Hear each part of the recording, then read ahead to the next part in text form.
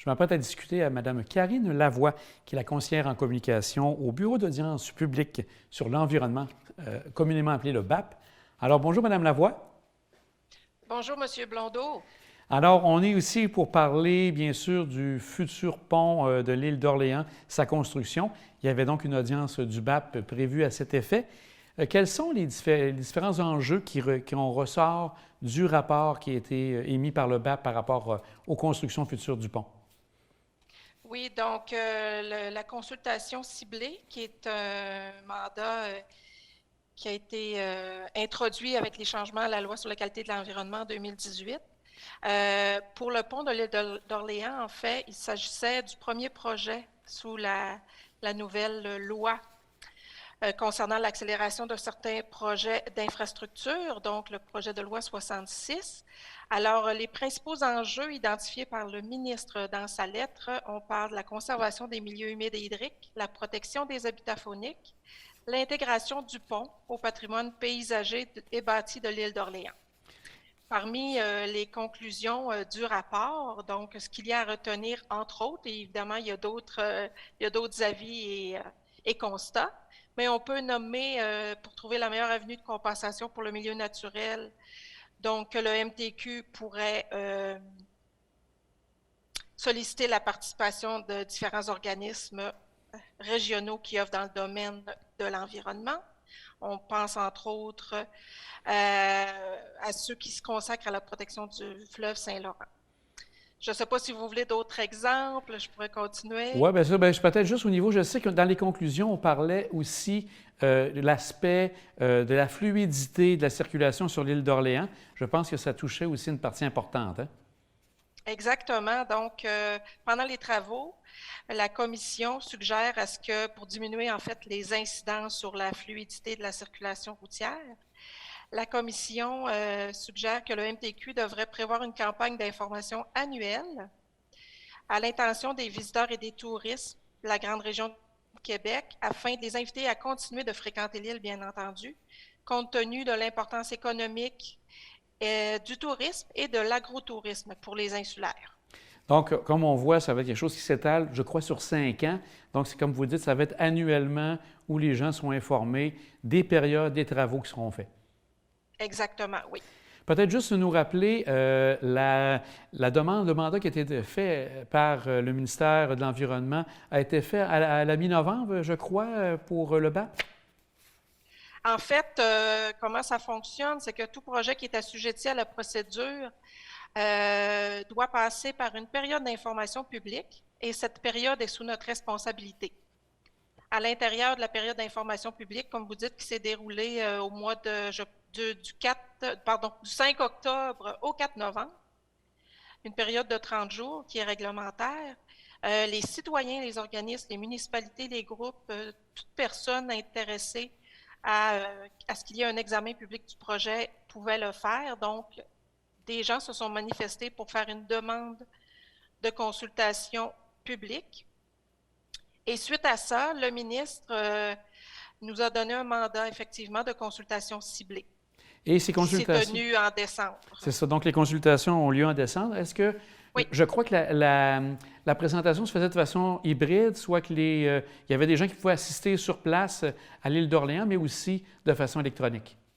Exactement. Donc, compte tenu de la situation entourant la COVID-19, bien entendu, comme organisme de consultation publique, on se fait un devoir d'adapter nos modes de consultation. Alors, la séance, effectivement, avait lieu en présentiel. Il y a eu 2 séances et les gens pouvaient également participer sous forme hybride. Donc, les gens avaient la possibilité d'intervenir s'ils le souhaitaient à distance pour poser leurs questions. Est-ce que la participation était intéressante par rapport à ce que les gens avaient comme questions à l'île d'Orléans, par rapport au pont, bien sûr? Oui, il y a eu quelques questions quand même là, des participants. Là. Oui. Est-ce qu'il y a eu beaucoup de mémoires qui ont été présentées au BAP On par rapport à tout ça? parle, je vous dirais, par rapport à... C'est un petit dossier qu'on pourrait dire. Là, il y a eu 4 mémoires déposées. Et donc... il y a eu 8 participants, puis 2 opinions verbales également. Okay. Et quelles étaient les préoccupations principales des gens par rapport à tout ça, par rapport à la venue du nouveau pont? En fait, il y avait évidemment la question de la circulation. Également, c'est important de noter quand même qu'il n'y a personne qui a remis en question la pertinence de reconstruire le pont actuel, qui date tout de même de 1935 et qui ne répondait plus à la fois aux normes actuelles. Pardon, je cherche le terme exact, là, je ne veux pas me Ouais. fourvoyer. Je pense Donc, que c'est le pont à Auban là, qui le était pont à Auban l'avenue qui a été retenu, qui était retenue par exactement, parce rapport à que ça. le pont actuel ne répond plus à la fois aux standards routiers d'aujourd'hui et qu'il est exposé, en fait, les vulnérables à un séisme majeur. Donc, en ce qui concerne les préoccupations du public, je peux en nommer quelques-uns. Certains auraient souhaité un arrimage du projet avec ceux prévus du côté de Québec, destinés à redonner accès au fleuve à la population. Ensuite, on peut également noter les conséquences des travaux sur 5 ans du nouveau pont pour les résidents de l'île, les visiteurs, l'économie locale. Concernant la protection du paysage, un participant qui estimait que le pont aurait une allure épurée, une belle allure épurée qui donnerait une belle signature à l'entrée de l'île.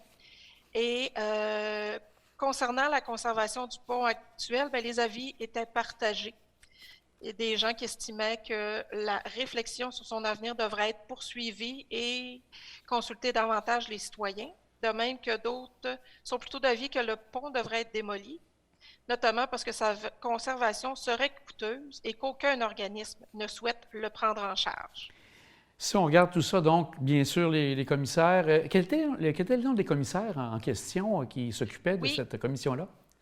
alors, d'ailleurs, j'invite les gens à consulter notre page web consacrée au dossier au www.bap.gouv.qc.ca, dans lequel on retrouve notamment les CV de chacun des commissaires. Alors, le président de commission était M. Michel Germain et la commissaire était Mme Marie-Ève Fortin, qui en était à son premier mandat en tant que membre à temps plein du BAP. Et là, eux sont arrivés, on pourrait dire, on a vu qu'il y avait des faits saillants, qu'il y avait un résumé de leur rapport. Ils ont pondu un rapport de combien de pages, le rapport final? D'un couvert à l'autre, on parle de 75 pages, là, mais disons jusqu'à la conclusion, on parle d'une cinquantaine de pages. Et si on y va avec, comme vous dites, un résumé de tout ça, on parle de 3 conclusions importantes qu'ils ont tirées. Quelles sont ces conclusions? Oui, donc, comme je le mentionne, en fait, ce que je pourrais dire, c'est que le rapport contient 5 chapitres. Il y a 27 constats, 12 avis.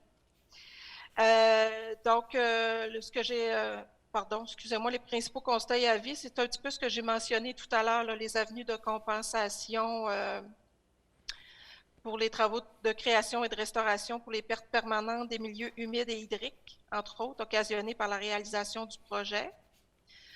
On parle également que le ministère des Transports, mais ça je l'ai mentionné, devrait présenter son plan de communication.